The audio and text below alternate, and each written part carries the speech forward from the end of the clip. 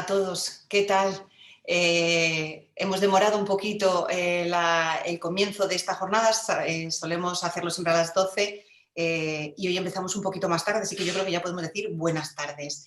Y bienvenidos al Club de Place en una jornada más en la que nos juntamos este grupo de apasionados por la innovación, por la tecnología, que formamos parte del Club de Place. Si alguno de vosotros todavía no sabéis lo que es el Club de Place, os invito a que forméis parte de este club a través de clubdeplace.com. Ahí podréis ver y tener acceso a toda nuestra programación. Tenemos la programación de contenido divulgativo, que se divide en 3 bloques. Una parte sectorial de análisis para ver cómo las tendencias, cómo las tecnologías impactan en sectores y las están transformando radicalmente. Una parte de análisis tecnológico de verticales, donde exploramos determinadas tecnologías disruptivas.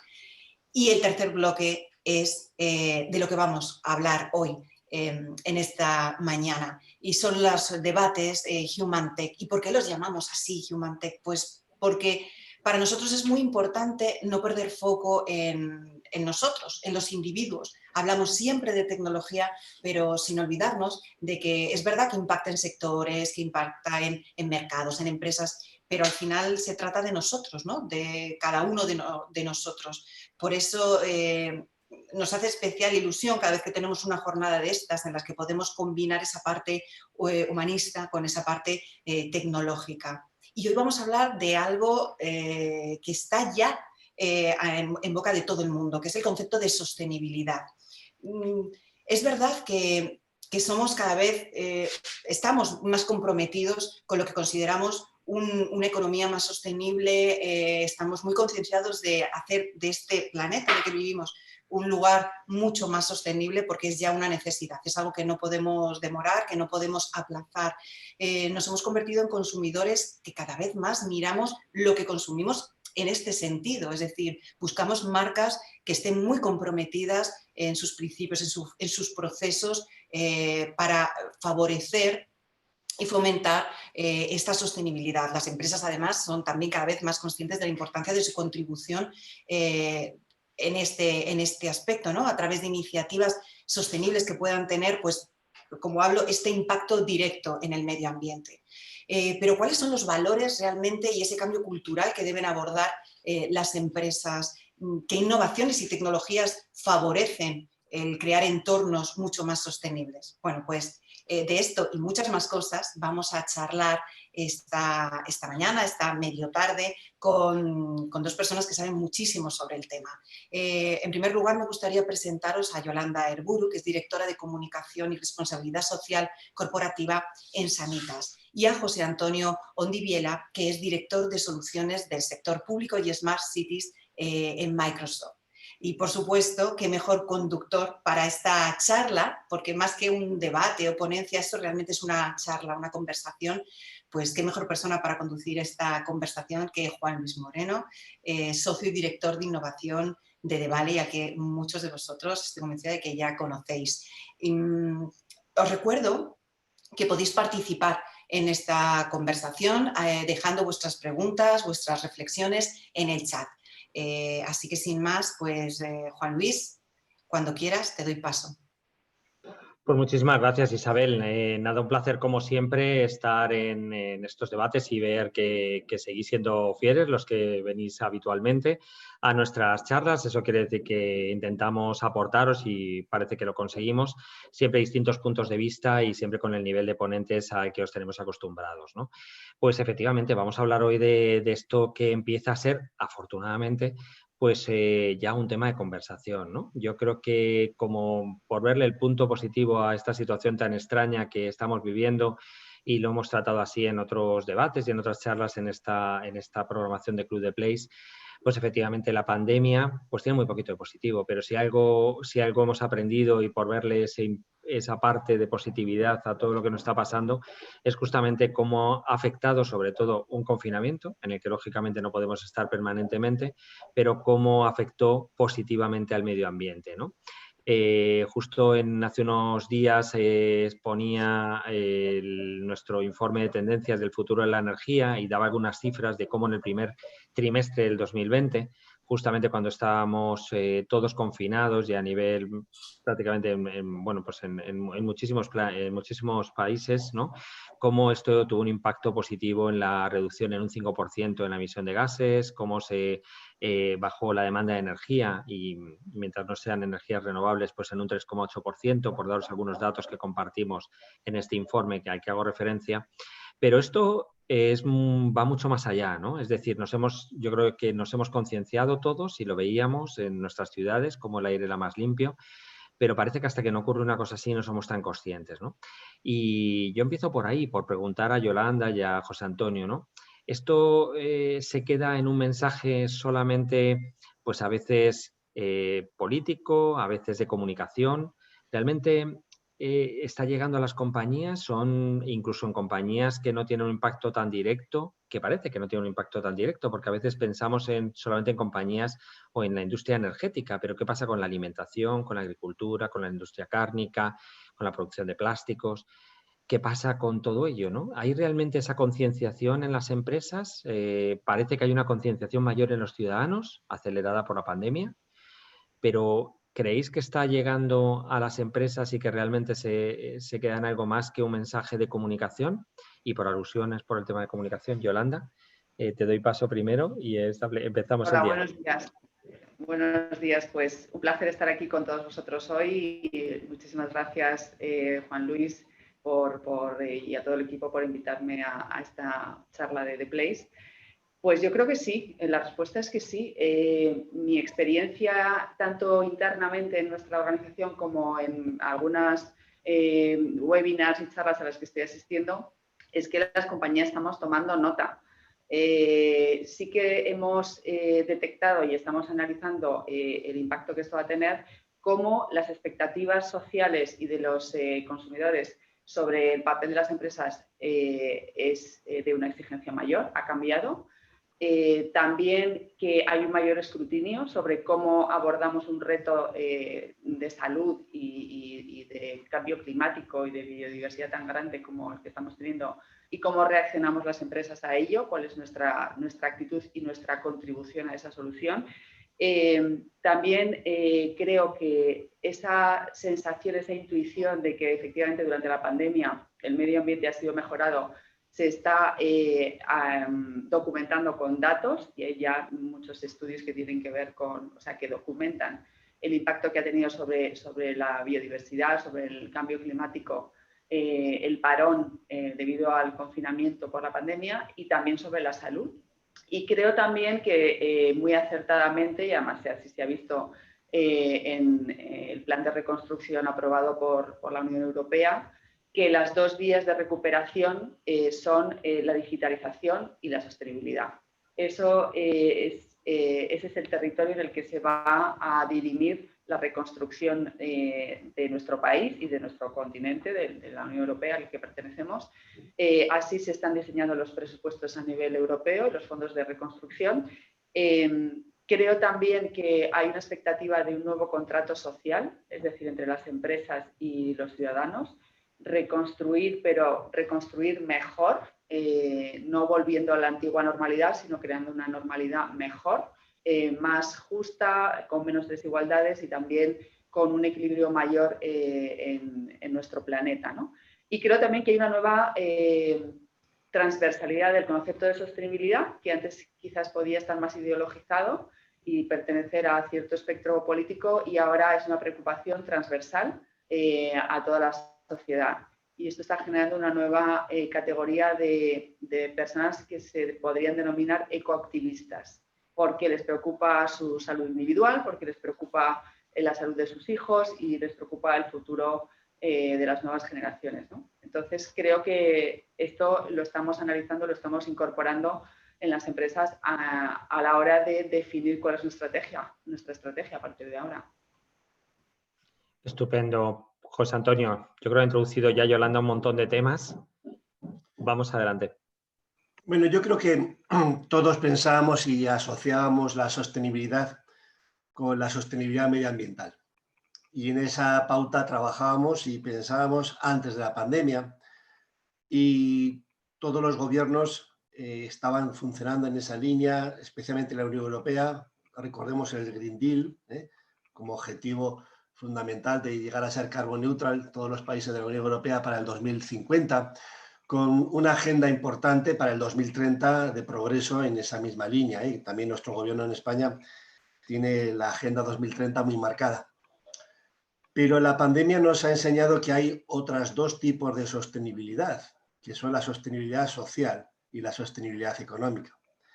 No pensábamos en ello pues, porque vivíamos en nuestro confort de un país avanzado y donde estas dos sostenibilidades estaban pues, bastante garantizadas. En la sostenibilidad económica, pues vemos que hay una serie de sectores de actividad que jamás van a ser lo mismo. Todos aquellos que tienen que ver con situación social, de sociabilidad o de relación con personas, la hospitality, los viajes, todos estos tipos de sectores no van a ser iguales nunca más. Y a la hora del punto de vista también económico, pues vamos hacia ciudades y hacia sociedades donde van a ser cashless, es decir, nada del cash. Nos olvidamos de los billetes, de las monedas y todo transacciones, ¿no? Bueno. Desde el punto de vista de la sostenibilidad social, pues también hay muchos sectores, muchas actividades que jamás van a ser lo mismo. La educación, la sanidad, no van a ser lo mismo después de la pandemia.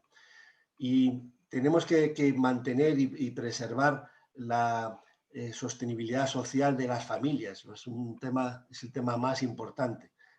Conocer cuáles son las familias que están en riesgo de vulnerabilidad y priorizar ahí pues, los fondos de recuperación, ¿no? Entonces, tenemos que balancear estas dos sostenibilidades, social y económica, con la sostenibilidad medioambiental. Y no debemos dejarla atrás. Tenemos que darnos cuenta que el cambio climático, en sus consecuencias, van a ser mucho peores que la pandemia. Ojo, mucho peores que la pandemia. Si no le ponemos las actividades y no empezamos a reducir nuestras emisiones inmediatamente. ¿De acuerdo? Entonces, hay que balancear ambas cosas. Hay un informe muy significativo, se llama el Amsterdam Donut, donde la idea es, dentro de un donut, hacer todas esas actividades dentro de esa línea, ¿no? Evitar que nuestros ciudadanos entren o caigan en el agujero interior de ese donut donde van a tener la inequidad y la desigualdad. Y por otro lado, proteger el exterior, no ir fuera de ese donut y cargarnos el medio ambiente o hacer actividades a costa del medio ambiente, ¿no? Por tanto, es un mecanismo de balancear la prioridad de una recuperación social y económica con mantener y reimpulsar todas aquellas actividades en el sentido de la sostenibilidad medioambiental, ¿de acuerdo? Aquellas actividades y aquellas medidas que trabajen en las dos líneas, es decir, vamos a dar un impulso a la decarbonización, a conseguir que las ciudades sean carbon neutral, a los entornos de desarrollo y de economía circular, que además mejoren la economía y, por tanto, ayuden a la sostenibilidad social. Esa es la perfecta combinación, sí, mantener esos objetivos de una forma totalmente balanceada.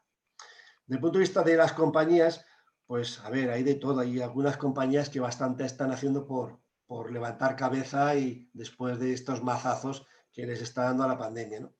Hay otras compañías pues, donde estamos consiguiendo trabajar muy bien y ofrecer la tecnología que necesitan pues, el resto de los sectores.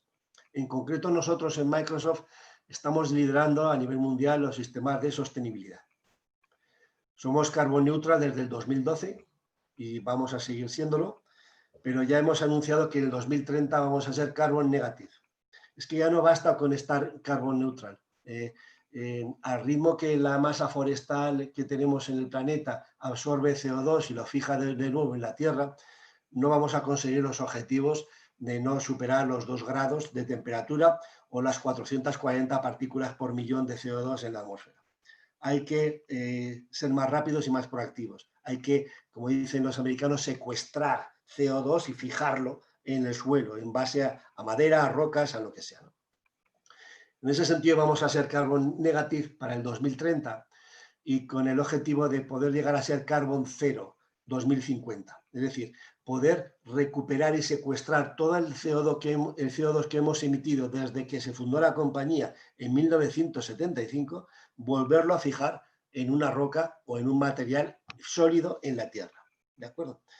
Además, el objetivo de ser Zero Waste, desde el punto de vista circular, para el 2030, y también de ser Water Positive, es decir, devolver a la naturaleza más agua fresca de la que utilizamos. Quiero decir con esto que son objetivos muy, muy serios, donde solamente para el desarrollo de tecnologías que nos permitan ser carbon negative hemos puesto $1 billón encima de la mesa, ¿de acuerdo? Y tenemos un montón de otras compañías que están siguiendo nuestro ejemplo para conseguir ese objetivo. Hay el tema de sostenibilidad, como sabéis, es para nosotros un tema fundamental, ¿no? Entonces, hay que ponerse manos a la obra y hay que remangarse para hacer esto. Y desde el punto de vista de los ciudadanos, lo mismo. Tenemos que saber cuál es nuestra huella de carbono cada día, intentar hacer prácticas que eviten la emisión de CO2, tanto en la energía que consumimos como los materiales que consumimos, y por tanto, pues entre todos colectivamente, pues conseguir ese objetivo. Entonces es un tema muy, muy importante. A mí es el que más me preocupa en general de todos los retos que tiene la humanidad, incluso por delante de lo que es la pandemia. Muchísimas gracias por la introducción que habéis hecho los dos, porque realmente habéis pues, introducido muchos de los temas que me gustaría en los que me gustaría profundizar un poquito más en esta conversación. Has hablado del Green Deal del 2050 y del año mágico que parece el 2030. Lo resaltábamos también en este informe sobre energía que publicamos la semana pasada, si no me equivoco. Y justamente resaltábamos el papel de los grandes players como vosotros, tecnológicos, ¿no? Como Microsoft en este caso, pero también de otros players tan conocidos como Facebook, como Google, etcétera, y su compromiso, ¿no? Y eso yo creo que es una buenísima noticia porque por lo que representáis, ¿no? En el mercado y cómo realmente estáis impactando en la vida de todos nosotros, ¿no? Pero ¿cómo conseguimos el compromiso del resto de las empresas, del resto de sectores, ¿no? Porque hay temas tan importantes como la alimentación, a la que antes hacía referencia, ¿no?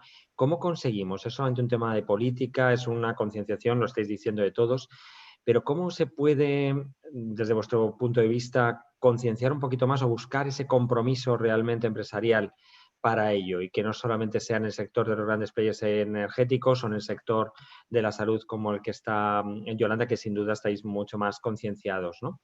Yo, desde mi punto de vista, creo que hay grandes retos y en otros sectores y no tengo tan claro si van al mismo ritmo, ¿no? Y por otra parte, para el ciudadano, el 2030... parece como muy alejado. Ya sé que es, y no te digo ya el 2050, ¿no? Entonces, ¿cómo, a pesar de la pandemia que ha acelerado todo, cómo podemos acortar estos tiempos? Bueno, yo creo perdón. Por favor. Venga, pues vamos por Yolanda, ya que habéis sido Yolanda y José Antonio. Empezamos por Yolanda. A ver, yo creo que tenemos una oportunidad importante. Por un lado, estamos viendo que va a haber una dirección de recursos públicos para todo lo que tiene que ver con generar la nueva economía descarbonizada, es decir, para apoyar la sostenibilidad medioambiental y para digitalizar la economía, que es una oportunidad para lograr esa sostenibilidad, mayores cotas de sostenibilidad. Y luego, por otro lado, creo que los ciudadanos, con su decisión de compra, también van a impulsar que las compañías se comprometan más con estos objetivos pues a través de sus preferencias o penalizando a aquellas compañías que no demuestren un compromiso o un buen comportamiento ciudadano, ¿no? Entonces, yo creo que hay dos vías muy potentes para que las empresas se sientan impelidas y empujadas a comprometerse más. Y luego, por otro lado, creo que como sociedad tenemos una gran oportunidad a la hora de traducir a cuestiones que importan individualmente la sostenibilidad medioambiental y, por supuesto, la sostenibilidad social también, como no podía ser de otra manera, ¿no? Pero estamos hablando de que está en riesgo la supervivencia de la especie humana. Está en riesgo la vida de todos nosotros. Está en riesgo la salud de todos nosotros. Y eso tenemos la responsabilidad de trasladarlo. Desde luego, desde Sanitas hemos digamos, abordado esa misión como una de las prioridades, porque tenemos que ser capaces de decirle a las personas, para que lo vean nítidamente, que la sostenibilidad no es una cosa que hacen los ecologistas. La sostenibilidad es lo que va a permitir que sus hijos puedan vivir en un planeta saludable y con posibilidades de supervivencia, ¿no? Entonces, algunos datos que tenemos que trasladar. Si antes de la pandemia casi un 10% de las muertes que se producían en el mundo se debían a la falta de actividad física, la pandemia ha demostrado que además las personas que tienen un estado de salud basal, digamos, inicial, peor por enfermedades pluripatológicas o por sobrepeso, multiplican por 4 las posibilidades de ingreso hospitalario. Entonces, ahí hay una parte muy importante de promoción de hábitos saludables de vida, indudable, para conseguir ciudadanos y sociedades más resilientes ante pandemias. Pero además, tenemos el dato de que 7 millones de muertes se producen anualmente en todo el mundo debido a la contaminación del aire. Y eso se produce además de manera más aguda en las ciudades. Durante la pandemia hemos podido medir también que un 15% más de riesgo de contagio se produce en aquellas ciudades que tienen una calidad del aire peor. Esto es otro elemento, otro dato que es totalmente evidente de la relación que hay entre la sostenibilidad y la salud. Tercer dato, las especies, la biodiversidad, actúan como muros de contención en el traspaso de los virus de unas especies a otras y desde los animales a los humanos. Cada vez que agredimos la biodiversidad, estamos quitando uno de esos muros de contención, ¿no? Y el 70% de las pandemias se deben a zoonosis, es decir, a ese salto de virus de animales a personas. Un 31% de los brotes infecciosos se deben a la deforestación. Es que el impacto de la agresión a la biodiversidad sobre la salud es directísimo. Entonces, esto son conceptos que hay que trasladar a las personas. Y como decía José Antonio hace un momento, no solo tenemos que dejar de emitir CO2 y reducir nuestras emisiones, sino que tenemos que ser capaces de capturar ese CO2 sobrante de la atmósfera y fijarlo en la Tierra, porque no hay otra manera. Estamos en una esfera que es un entorno cerrado, que es la Tierra y su atmósfera. Entonces no va a desaparecer el CO2. Tenemos que encontrar la manera de deshacernos del que es sobrante. Y la única manera que hay es a través de la vegetación. No hay otra que sepamos todavía, pero es la tecnología más barata, más fácil y más sofisticada que existe ahora mismo.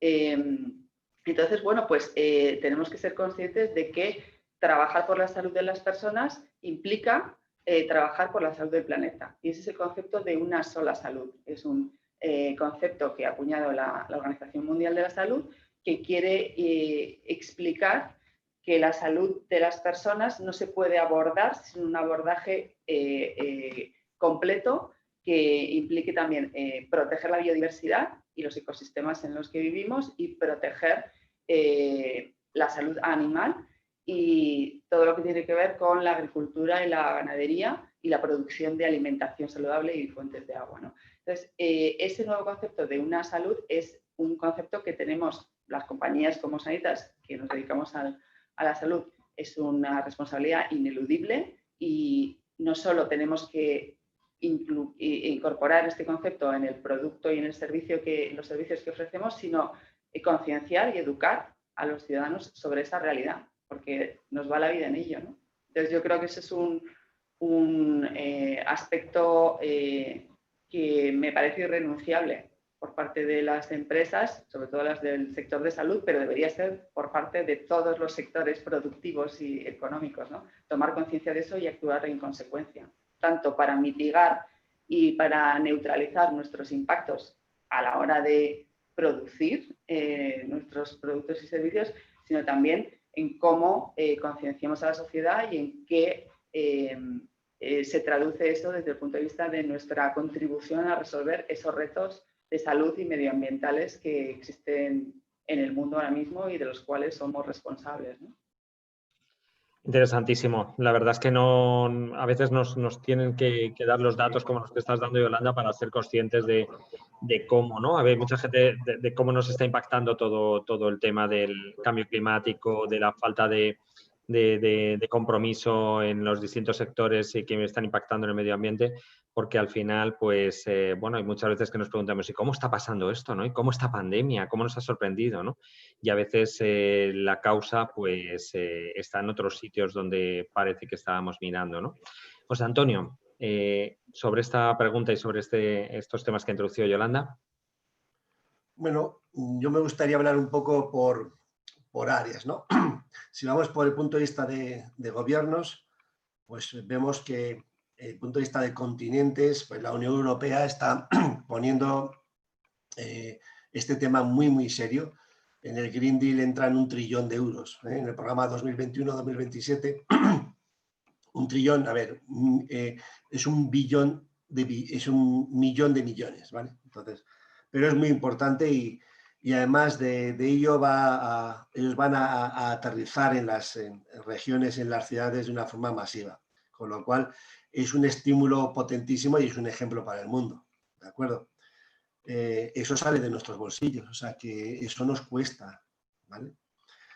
Esa es una cuestión fundamental. Otra línea que yo creo que va a tener un impacto positivo es que se espera un momento disruptivo donde el precio de almacenar 1 kilovatio hora de energía en una batería va a ser comparativamente similar a almacenarlo en un barril de petróleo. Eso los expertos hablan del 2023, como el año en el que eso va a suceder. Eso va a significar que aquellos países que producen petróleo de una forma cara, que lo sacan del mar, del fondo del mar y cosas y procedimientos extractivos caros, van a dejar de producirlo. Y aquellos que lo producen de una forma barata, pues que son los países árabes, que lo tienen pues muy facilito, a poca profundidad, pues van a bajar significativamente los precios, ¿no? Entonces, eso es muy bueno porque vamos a dejar de quemar tanto petróleo, ¿no? Desde el punto de vista de países, pues si los dos países fundamentales, que son Estados Unidos y China, no tienen una conciencia sobre esto, pues vamos muy mal. Hay que forzarles y hay que empujarles a que tomen cartas en el asunto. No me vale el argumento de China de que yo sigo masivamente quemando carbón para producir energía, porque el mundo occidental ya lo quemó antes de la revolución industrial de 1750. O sea, no vale con que tú ensuciaste, eso no me da mi derecho para yo también ensuciar. Si es que la atmósfera es la misma de todo el mundo, nos vamos a cargar el planeta, no hay un planeta B, jolín. O sea, entonces, habrá otros métodos y otras fuentes de energía. Lo que sobra en nuestro planeta es energía. Tenemos un maravilloso sol. El problema es almacenar esa energía para cuando la necesitamos. Bueno, pues vamos a trabajar en esas técnicas de baterías y de otra serie de dispositivos y elementos para conseguir almacenar esa energía, ¿de acuerdo? Y no tener que estar quemando sustancias fósiles que lo que hacen es emitir CO2 en nuestra atmósfera, ¿no? Sí que veo luego más abajo, en el estadio de las ciudades, una concienciación muy importante. Desde el punto de vista de la asociación C40, que básicamente está liderada por ciudades americanas, como en las asociaciones de Eurocities o otras asociaciones europeas, ¿no? Aquí las ciudades sí que tienen una concienciación importante, ¿no? Y están en la lucha por ser carbon neutral, ¿no?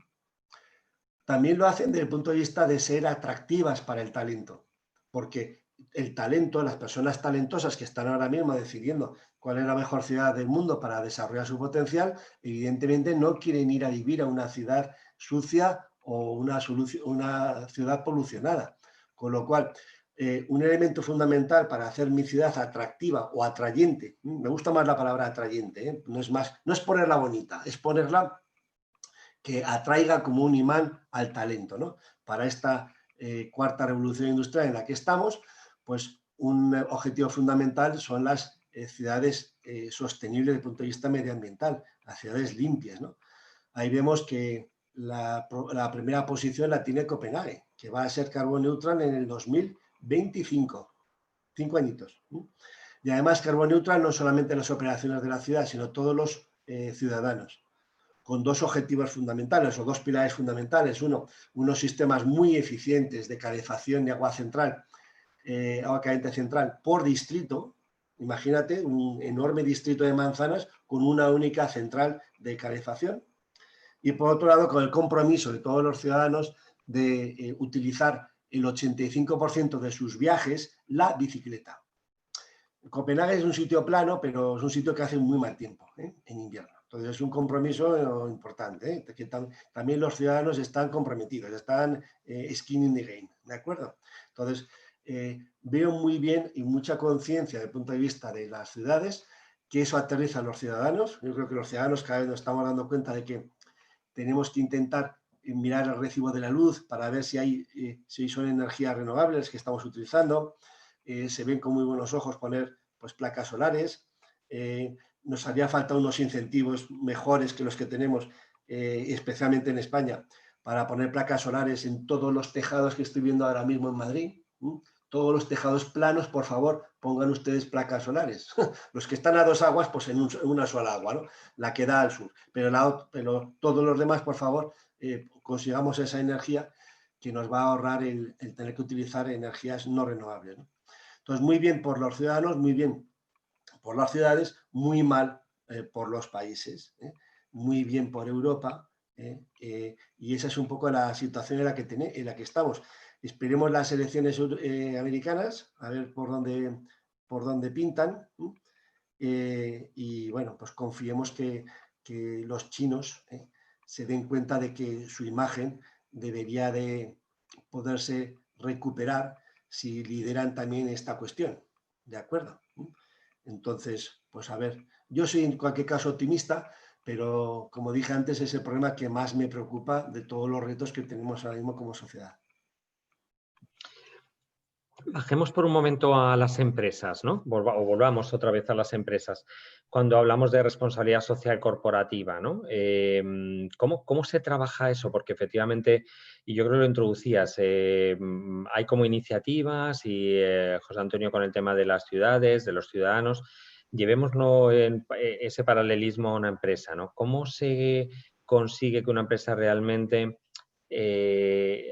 también a nivel de empleados, pues tenga ese compromiso de sostenibilidad? Porque ahí puede que ocurra, pues como estabas diciendo, de nada sirve que una ciudad tenga ese compromiso si luego sus ciudadanos, ¿no?, que al final es la suma de todo, pues no están tan comprometidos, ¿no? Y yo creo que en la empresa puede ocurrir lo mismo, que haya una responsabilidad social corporativa muy ya metida en el ADN de la compañía y unos objetivos, como estábamos comentando, en algunas compañías para ese 2030 o incluso antes, el 2025, por poner el paralelismo de Copenhague, y sin embargo los empleados no estén tan concienciados. ¿Cómo se consigue? ¿Cómo nos lo llevamos esto a la cultura de una empresa? Yolanda. Bueno, yo creo que para las empresas hay varios incentivos. Uno son los inversores y cómo acceder a fuentes de capital. Y cada vez más los inversores institucionales están analizando las empresas por su performance no solo financiero o económico, sino también por su performance medioambiental y social y desde luego de buen gobierno, ¿no? Que son las tres famosas iniciales ESG, ¿no? Environmental, Social and Governance.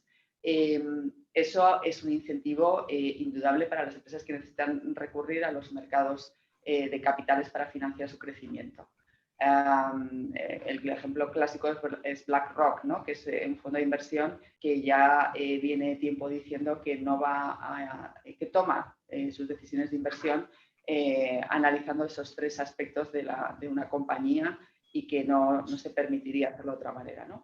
Y yo creo que esa estela ya está cuajando. Por otro lado está la capacidad de atraer talento. Es decir, una compañía que no tiene capacidad para actualizar su compromiso con estos retos globales va a quedarse obsoleta y no va a tener capacidad de atraer el mejor talento, porque los empleados no van a querer trabajar en ella. Le pasa lo mismo a las ciudades, ¿no? que mencionaba José Antonio hace un momento. El talento va a ir en aquellas ciudades que tienen una mejor oferta para desarrollo profesional, personal y que sea un entorno saludable, donde se pueda vivir y tener una buena vida, ¿no? Pues las empresas les pasa lo mismo. que las empresas tienen que trabajar, que es conectar su propósito con el entorno en el que desarrollan sus operaciones. Y el entorno en el que desarrollan sus operaciones es a día de hoy la ciudad donde pueden estar sus headquarters o sus centros productivos o de trabajo, pero es el planeta en su conjunto, porque la atmósfera no la puedes compartimentar en silos y decir, este es mi trozo de atmósfera y aquí yo contamino lo que me da la gana o aquí limpio lo que me da la gana. Entonces yo creo que operar desde el propósito y que ese propósito realmente esté alineado con las expectativas de la sociedad va a hacer que las compañías tengan esa licencia para operar social, es decir, que los ciudadanos aprecien que esas compañías existan y sean sus proveedores de los servicios X, y va a ser otro factor imprescindible para su supervivencia, ¿no?, como organizaciones productivas.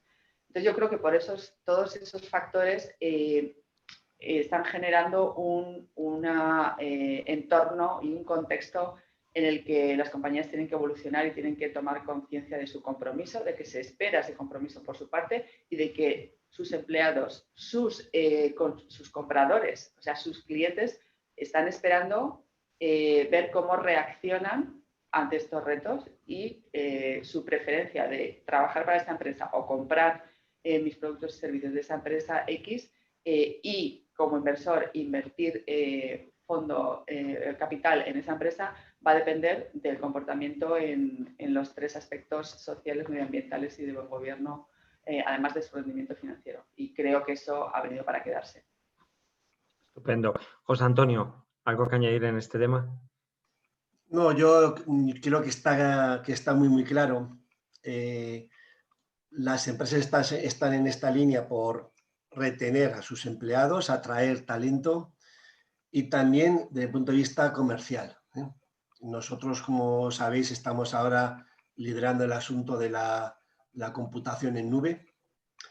Entonces, muchos clientes están entrando y utilizando masivamente la computación en nube porque es mucho más sostenible que comprar máquinas y tener una computación propia, aparte de muchas otras ventajas desde el punto de vista de escalabilidad, seguridad, etcétera. Pero esta es otro elemento adicional. Incluso les aportamos una calculadora de emisiones de CO2 debido a la utilización de tecnología de computación, ¿vale? Los ordenadores en general, para que lo entendáis.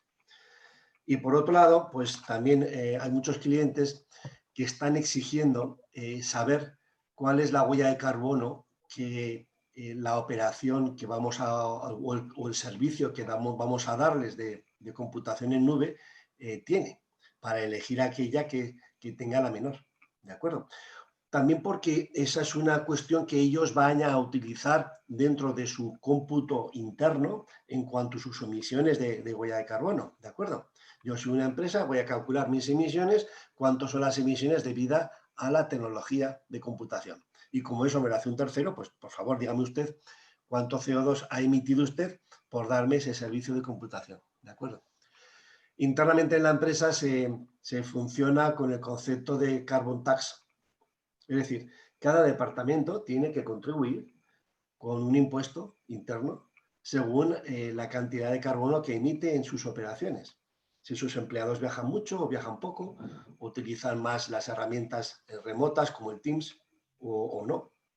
Entonces tienen que pagar una contribución interna en panel a un departamento que se dedica a verificar y conseguir que la compañía sea carbon neutral. Y somos carbon neutral desde el 2012. ¿Vale? ¿Cómo lo conseguimos? Pues reduciendo nuestras emisiones, y cuando ya pues no podemos reducirlo más y ya hemos deducido todos los árboles que tenemos, con todo lo que esos árboles fijan de CO2, pues hay que contratar y pagar por unos carbon offsets. Los carbon offsets son compañías especializadas que te garantizan que con tu inversión has reducido la emisión de CO2 en determinados procesos industriales o has plantado un bosque en Tanzania, ¿de acuerdo? Te garantizan con un certificado que con tu dinero has contribuido a que en la atmósfera global haya menos emisiones de CO2. Eso te lo reduces y por tanto consigues el ser carbon neutral. Vamos más allá, como he dicho, a ser carbon negative. con otros procesos adicionales para poder secuestrar mucho más CO2 del que estamos emitiendo todavía en alguna de nuestras operaciones, ¿no? Y el objetivo pues, era recuperar todo lo que hemos emitido en nuestra historia. Entonces, el compromiso muy fuerte.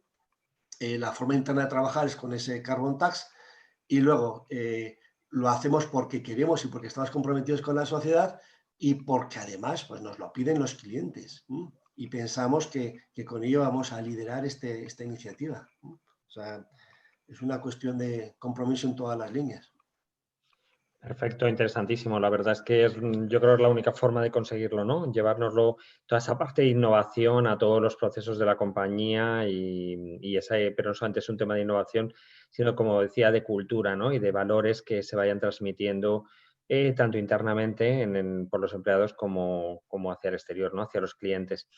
Bueno, vamos a cerrar con el tema relacionado, por supuesto, de la Otan-Manida y de Otan-Manida, y no con esto lo estoy despreciando, sino todo lo contrario, economía circular, ¿no? ¿Cómo la conseguimos, ¿no? O sea, estamos hablando de estos retos de sostenibilidad que tiene que ver con esta economía de circular. ¿Cómo cerramos el círculo? Yolanda. Bueno, yo creo que la economía circular es uno de los elementos que hay que gestionar, desde luego, para lograr esa sostenibilidad, ¿no? De nuestra economía.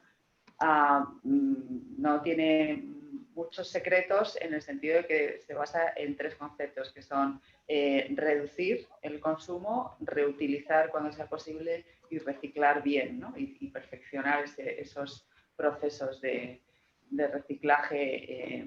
En nuestro caso, en la industria de salud, como sabéis, tenemos un cuarto eje, que es lograr la asepsia y el control de los contagios. Entonces, bueno, pues hay una serie de cuestiones que son un poco más complejas, todo lo que tiene que ver con tecnología sanitaria y, bueno, pues ahora, por ejemplo, estamos viendo un tema muy pedestre, que son las mascarillas y los guantes, que nos están generando, por un lado, son la barrera contra los contagios, pero por otro lado nos están generando un problema medioambiental enorme, ¿no?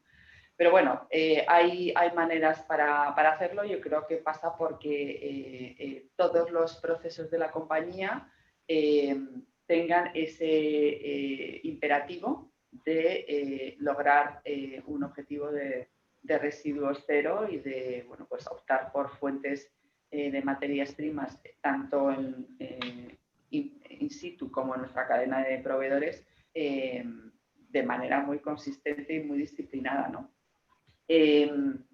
Pero creo que también, de nuevo, el imperativo para hacerlo viene por razones sanitarias. Es decir, cuando hemos empezado a escuchar que comemos plástico de manera insospechada cada vez que tomamos un té o cada vez que comemos pescado, nos hemos empezado a horrorizar, ¿no?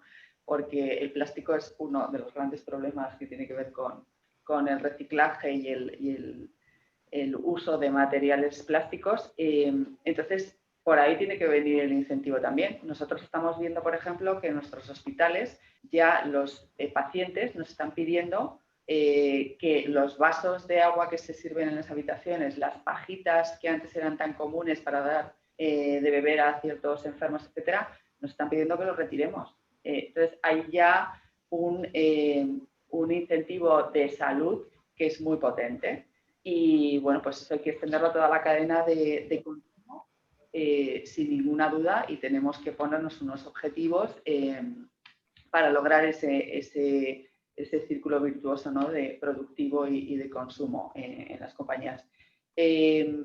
Además de eso, yo creo que también es importante decir que la tecnología es una gran oportunidad. Es decir, la tecnología y la innovación nos están ofreciendo oportunidades enormes para salvar estos problemas. Y nosotros, por ejemplo, tenemos la experiencia de que las videoconsultas, que han subido muchísimo durante la pandemia, han no solo solucionado el reto de salud de cómo cuidábamos de las personas que tenían que estar confinadas en su casa y que no tenían COVID y que tenían otras cosas, facilitándoles consejo y contacto con sus médicos, sino que estamos evitando transporte y desplazamientos contaminantes.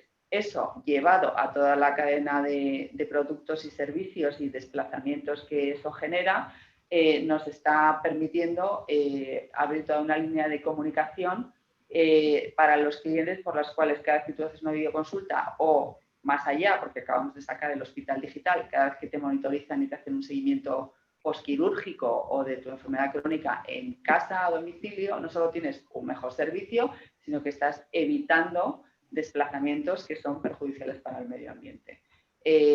Con lo cual, el doble mensaje de te cuido en tu casa y además cultivo salud, porque como compañía te puedo decir que todo esto lo estoy desarrollando con un doble objetivo, que es mejorar la salud y acercártela, y también mejorar la salud del ecosistema en el que vas a vivir, creo que es un mensaje que ayuda muchísimo, ¿no? Y digamos, el tercer nivel de ese discurso es, también te tengo que contar cómo no solo contrarresto mis emisiones con los carbon offsets que se mencionaban antes, sino que voy a plantar salud. Voy a plantar bosques en los cuales voy a permitirte beneficios de salud tan evidentes como que, por ejemplo, las zonas verdes, si las aumentamos un 10%, se reduce un 5% la mortalidad por enfermedad cardiovascular, o se reduce un 10% la incidencia con riesgo de muerte de los infartos, o se reduce un 7% la diabetes, o se reduce un 13% el estrés y los problemas de salud mental, ¿no? Entonces, todo ese discurso es el que cada vez tenemos que insertar más en nuestra relación comercial y en la entrega de los servicios que hacemos a nuestros clientes. Interesantísimo. José Antonio, ¿cómo lo ves desde el punto de vista de las ciudades? Tú que tienes tanto expertise en el tema de las Smart Cities, ¿cómo se consigue esa economía circular en las ciudades y cómo lo ves? Bueno, las ciudades están yendo en la línea de economía circular desde hace unos años y haciendo experiencias e inversiones interesantes, ¿no? Se habla siempre de las 3 R's: reducir, reusar y reutilizar la materia, ¿no? Algunas ciudades van con unos objetivos muy avanzados y muy ambiciosos, como por ejemplo el concepto de las Fab Cities, donde se pretende que sean autosuficientes en un 95% de las materias que utilizan, y con un objetivo de ser totalmente autosuficiente para el 2054. Eso lo está liderando Barcelona, Ámsterdam y algunas otras, ¿no? Bueno, yo creo que es quizá una utopía, ¿no? Pero es muy importante ir en esa línea, ¿no? El principal problema son los plásticos. Si seguimos produciendo los plásticos a la velocidad que lo estamos haciendo ahora mismo, para el 2050 en los mares va a haber más plástico que peces. Y el problema es que encima los peces se comen los microplásticos y los incorporan en sus cuerpos, ¿no? Con lo cual eso pasa a la cadena alimentaria nuestra, etcétera, etcétera. O sea, en fin, es un desastre mayúsculo. Entonces, hay que ponerle impuestos a la utilización de estos plásticos, al no reutilizarlos. Hay que incentivar los comportamientos cívicos de reciclaje. Hay que ayudar en esa línea y una vez más las ciudades occidentales están muy concienciadas y haciendo muchas cosas sobre ello, mientras que en Asia vemos playas enteras donde no se ve la arena porque todo lo que se ve son plásticos, ¿no? Y enormes icebergs yendo hacia el Atlántico, hacia la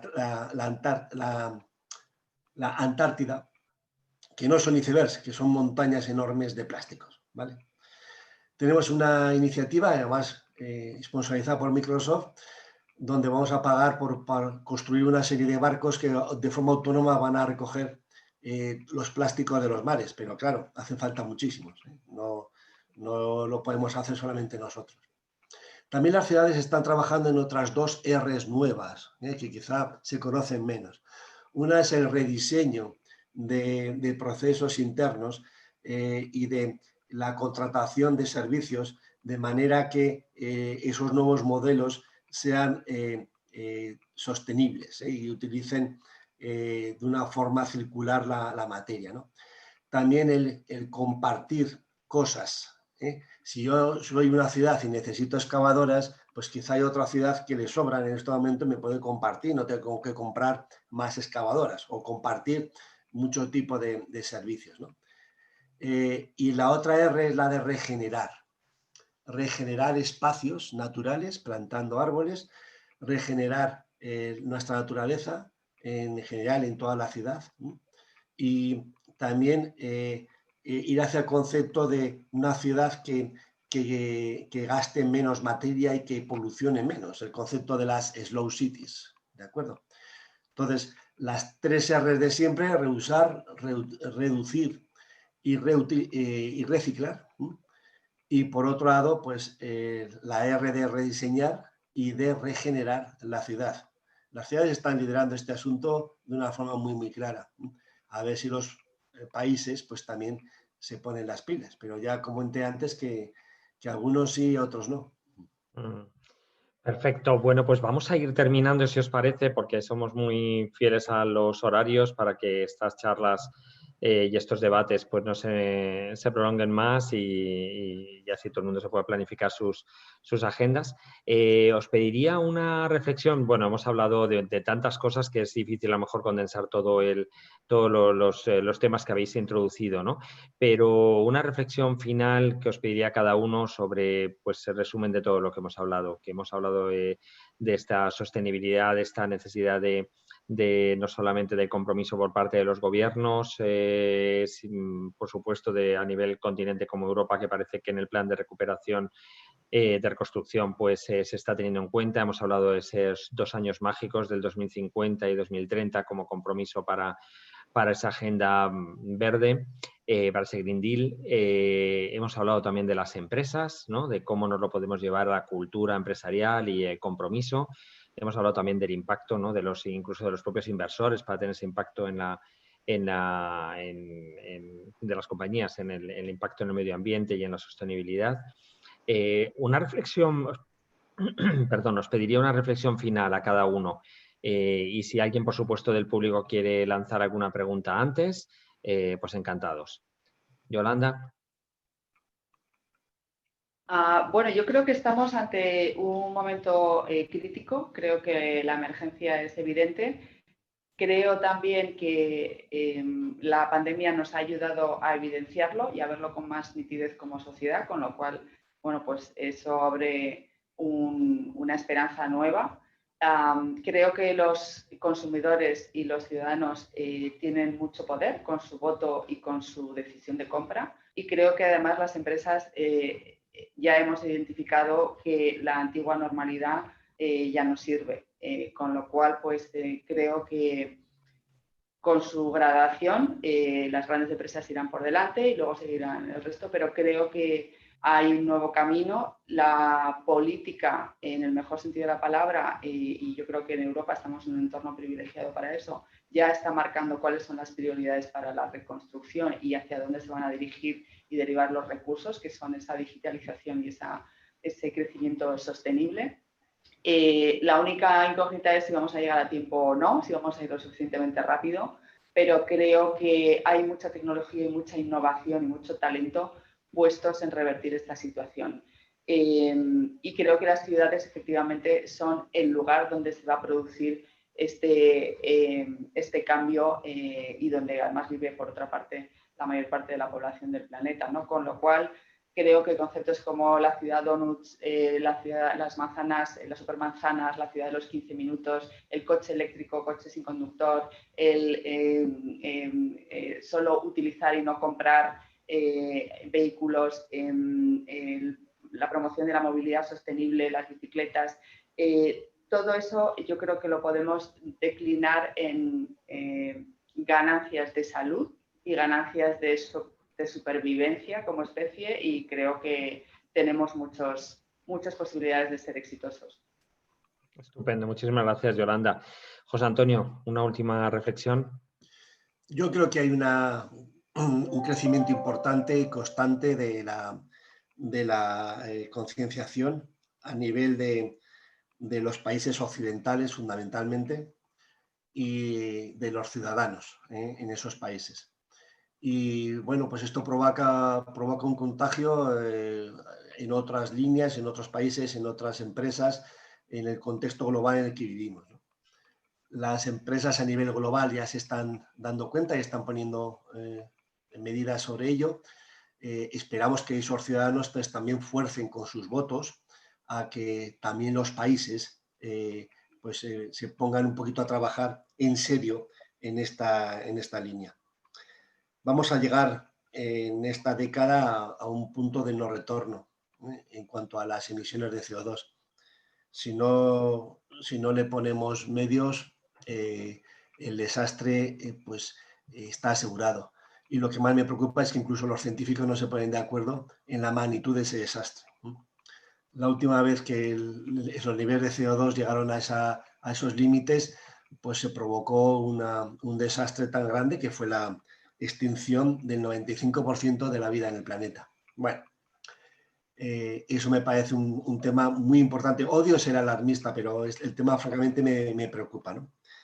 Y además me parece que es éticamente muy injusto, porque probablemente los ciudadanos del mundo, que somos de los países ricos, que somos quizá los que más hemos contribuido a este problema, somos quizá los que menos vamos a sufrir sus consecuencias, ¿vale? Mientras que una vez más los países pobres van a ver el desastre climático con un impacto social brutal. Y por otro lado, las cuestiones relevantes sobre economía circular pues suponen pues, una forma muy racional de utilizar nuestro planeta. No podemos seguir utilizando 1.7 veces la cantidad de materiales que el planeta regenera cada año, porque nos lo cargamos una vez más, ¿vale? Porque ese 0.7 de cosas que el planeta no regenera, pues realmente salen de las reservas y las reservas se agotan. Y hay materiales donde ya las reservas de nuestro planeta pues, tienen ya una caducidad. Y si seguimos utilizándolos, pues va a llegar un momento en el que habrá que ir a buscarlos a otro planeta. Estamos diciendo auténticas barbaridades, ¿no? Entonces, vamos a tener una conciencia desde abajo arriba, los ciudadanos primero, nuestras ciudades, que parece que están bastante comprometidas, y luego los gobiernos de los países y los bloques en general, ¿vale? Y sigamos en esa línea, sigamos dando gritos, sigamos votando, sigamos empujando para a ver si somos capaces de conseguir ese objetivo de parar esta amenaza. Sin duda, yo creo que habéis dado los mensajes clave, ¿no? Los ciudadanos también tenemos, pues a través de nuestros votos y a través de nuestros propios, en nuestra propia actitud, ¿no? Pues mucho que contribuir hacia esa sostenibilidad. Pues nosotros también desde The Valley y en concreto desde The Place, desde el Centro de Innovación de The Valley, hemos intentado poner nuestro granito de arena a apoyar algo que para nosotros nos parece como parte de nuestro ADN y como parte de nuestra filosofía de empresa, y lo tenemos muy marcado todos los empleados y queríamos contribuir también a esta mayor concienciación social y empresarial. Así que dejo a Isabel que cierre el evento. Muchísimas gracias, Yolanda, José Antonio, de verdad interesantísimo. En algunos de los asistentes nos lo están comentando por el chat y otros por WhatsApp directamente que tienen y nos lo están comentando. Así que, de verdad, muchísimas gracias. Creo que ha sido maravilloso escucharos y interesantísimo, y espero que esto pues, nos ayude a todos a estar mucho más concienciados de los retos que tenemos, ¿no? Así que, Isabel, te dejo que cierres, como siempre, estos eventos. Muchas gracias, Juan Luis, y muchas gracias de verdad a nuestros ponentes porque ha sido, como decías, muy, muy interesante. y muy constructivo y muy inspirador también. Os recuerdo que esta charla la tendréis en breve, mañana yo creo que ya la podéis tener dentro del clubdeplace.com para volverla a ver, para recomendarla a vuestros amigos, y en esta web clubdeplace.com también aprovecho para recordaros los eventos que van a venir por si os queréis registrar. Vamos, que espero que os registréis y nos encontremos el día 5 para hablar de computación cuántica con Juan José García Ripoll. Él es doctor en física y científico del CSIC. Y el día 19 de noviembre tenemos de nuevo un debate Human Tech, y en esta ocasión lo vamos a hacer presencial, al menos nosotros. No podemos juntarnos mucho, no podemos juntarnos con vosotros todavía, pero sí que los ponentes nos encontraremos presencialmente. Y además os adelanto una noticia: en un nuevo edificio, en un nuevo The Place, nos mudamos. Inauguramos en noviembre un edificio precioso al que estáis todos invitadísimos en cuanto nos dejen y en cuanto se pueda. De verdad que tenemos muchísimas ganas de veros las caras así en vivo. Está en la calle Torregalindo 1, es un The Place espectacular, ya lo veréis, y espero de verdad que pronto nos encontremos allí. Quiero agradeceros de nuevo a todos los que estáis al otro lado vuestro apoyo, que estéis cada día, cada jornada acompañándonos, en concreto hoy para hablar de naturaleza, tecnología y sociedad. Y me gustaría recordar algo que escribió Víctor Hugo, que creo que viene bastante a cuento de lo que hemos estado hablando en esta mañana. Y él escribió que produce una inmensa tristeza pensar que la naturaleza nos habla mientras el género humano no la escuchamos o no la queremos escuchar. Así que muchísimas gracias y nos vemos aquí en The Place, donde el futuro ya es presente. Hasta pronto.